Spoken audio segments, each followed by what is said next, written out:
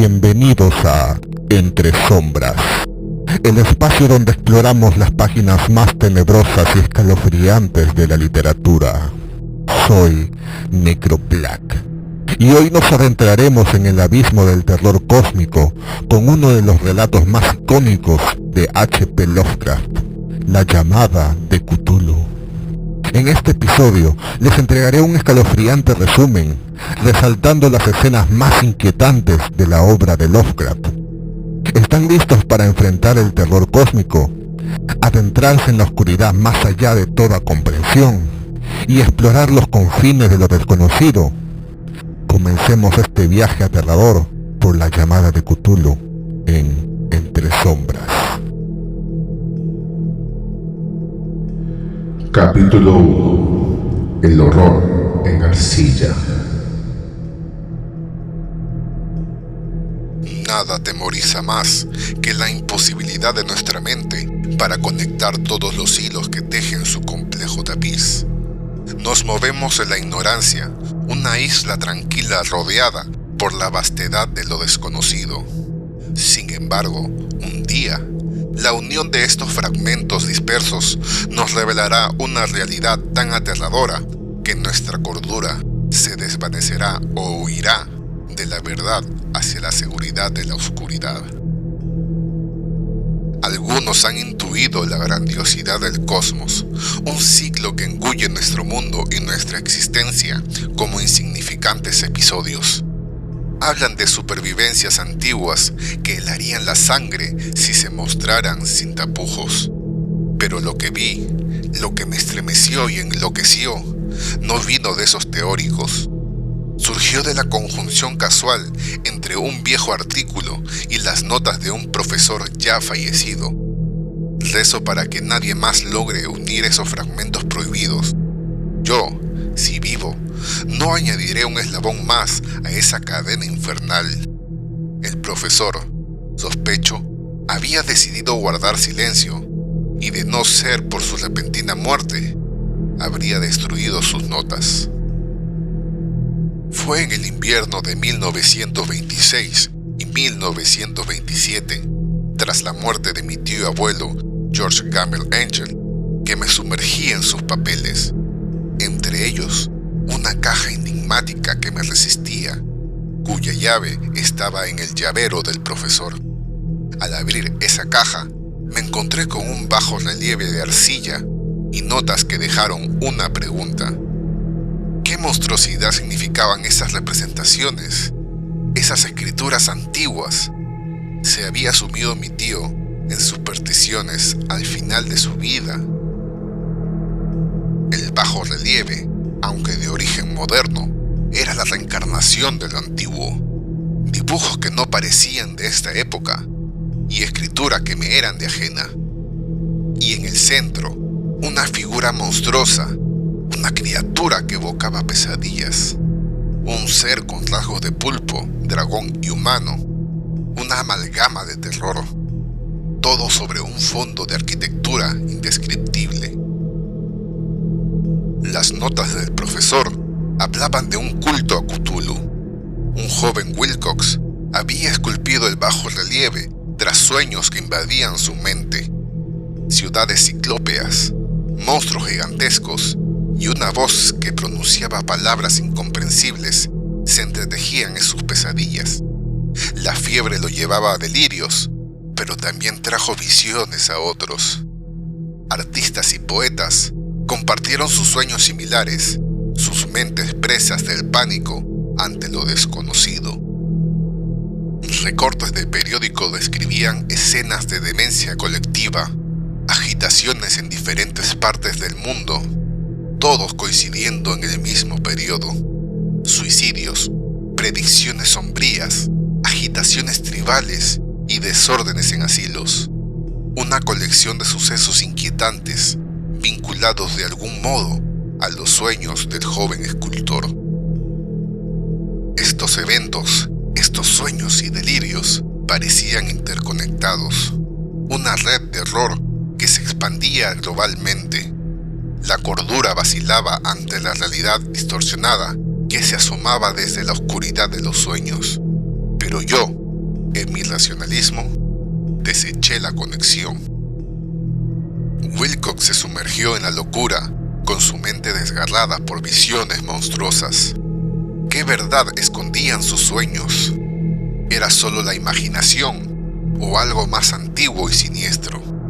Las respuestas estaban ahí, en esos fragmentos dispersos, clamando por ser comprendidos o temidos.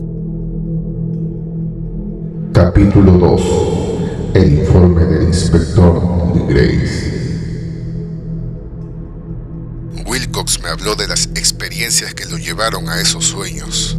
Durante varios meses, comenzando en febrero del año anterior, había experimentado frecuentes ataques de una fiebre extraña y persistente que lo dejaban más exhausto después de cada acceso. Hacia el final de ese periodo, la fiebre y el cansancio llegaron a tal punto que experimentó una especie de estado semi-hipnótico. En ese estado, que más tarde consideró como un límite entre el sueño y la vigilia, le llegaron las visiones que luego plasmó en sus obras. En sus descripciones, Wilcox mencionó detalles específicos que coincidían con los elementos del culto descubierto por el inspector Legrace y otros rituales antiguos. Habló de las danzas grotescas y de las figuras indescriptibles, de los sonidos oscuros y las palabras misteriosas. Me contó que, en sus sueños, se encontraba en lugares remotos y olvidados, en los que seres ancestrales y monstruos realizaban rituales arcanos. A pesar de mis sospechas iniciales, la coherencia y la intensidad de sus relatos me dejaron sin aliento. ¿Cómo podía este joven escultor conocer detalles tan específicos de un culto antiguo y oculto, si no fuera por una conexión más allá de la realidad cotidiana? A medida que hablaba, sentí que mis dudas se disolvían y una perturbadora inquietud se apoderaba de mí. Al final de nuestra conversación, Wilcox, con una expresión de cansancio y melancolía, me confesó que, aunque las visiones se habían desvanecido, sentía que algún cambio cósmico, estaba acechando en el horizonte. La sensación de un inminente despertar de entidades arcanas se aferraba a sus pensamientos, y la sombra de un futuro incierto oscurecía su alma sensible. Al abandonar las habitaciones de Wilcox, me sentí inquieto y desconcertado. Sus palabras y la evidencia de sus obras sugerían que algo más allá de nuestra comprensión estaba en movimiento, algo que se remontaba a épocas olvidadas y se manifestaba en los sueños y las visiones de artistas y eruditos. La conexión entre los relatos de Wilcox y las experiencias del inspector Legrace se volvía cada vez más inquietante, como si ambos estuvieran tocando los límites de la verdad oculta y perturbadora que yacía en las sombras de la historia y la realidad conocida. Capítulo 3. La locura del mar. En las sombras de mi conciencia yacen los recuerdos malditos, como sombras que se arrastran por la mente, desenterrando el horror que yace oculto en los pliegues del tiempo. Si alguna vez el firmamento decidiera, en su caprichoso juego divino, otorgarme un favor insigne, borraría de raíz el descubrimiento que hice. Una casualidad macabra que reveló los abismos oscuros que se ocultan tras la máscara de la realidad.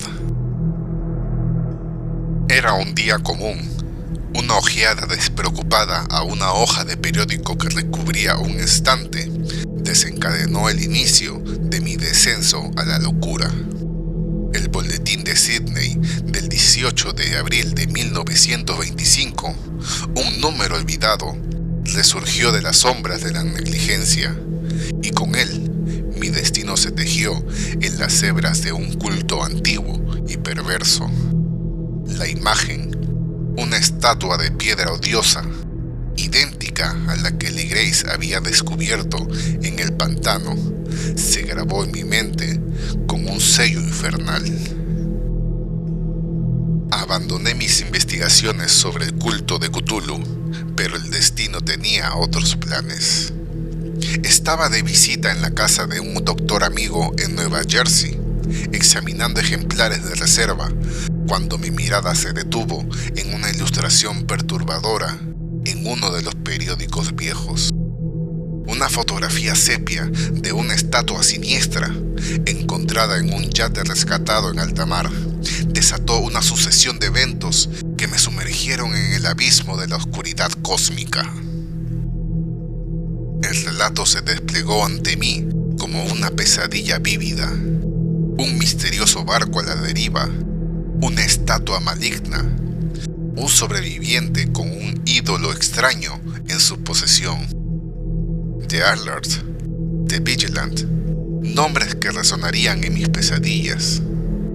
El relato de Johansen, el noruego que emergió de las profundidades del horror, narrando una historia de piratería y violencia, de un encuentro con una ciudad muerta llamada Arley. La lectura del artículo de prensa, con su tono lúgubre, reveló la existencia de un culto siniestro, sus fieles seguidores, tanto en el mar como en la tierra. Las preguntas se multiplicaban en mi mente, como una maraña de sombras que se retorcían y se alargaban. ¿Qué isla desconocida era aquella donde murieron 6 tripulantes? ¿Qué revelaría la investigación del almirantazgo sobre el culto de Dunedin? Y luego, el terror se desató. La descripción del monstruo primigenio, el Gran Cthulhu, fue liberado de las profundidades del océano, deformando la realidad misma. La ciudad muerta de Riley, emergiendo de las aguas, con su geometría errónea y su arquitectura indescriptible. El intento desesperado de Johansen por enfrentarse al monstruo con el barco fue una lucha contra fuerzas cósmicas que desafían toda comprensión. La lectura de las últimas palabras de Johansen, su lucha contra el culto y su conocimiento maldito resonaron en mi alma como un eco de la desesperación. Cthulhu existe, el culto perdurará, y yo, como él, estoy atrapado en las garras de un conocimiento que consume la cordura. Así concluye el relato, una confesión de horrores cósmicos y una advertencia silenciosa sobre el abismo que acecha más allá de la percepción humana. Que este testimonio, mi propio relato de horror, sirva como testamento de la verdad oculta que yace en las sombras del universo, esperando pacientemente su momento para emerger y devorar la luz de la cordura. Y así llegamos al inquietante final de este capítulo, sumergido en las profundidades del terror literario. ¿Se han sentido inquietos durante nuestro recorrido hacia la llamada de Cthulhu? Es una obra que desafía con fuerza los límites de lo desconocido, arrastrándonos hacia un abismo de misterio insondable y temor ancestral. En nuestra próxima entrega, nos aventuraremos aún más hacia el abismo de la mente humana, con una de las narrativas más reconocidas y tenebrosas de Lovecraft, En las montañas de la locura. Así que prepárense, valientes oyentes, para adentrarse en las sombras más profundas y desconocidas. Hasta la próxima entrega, pero no olviden jamás echar una mirada por encima del hombro. ¿Quién sabe qué secretos aguardan en las sombras, acechando? Hasta la próxima, valientes oyentes, y recuerden siempre mirar detrás de ustedes.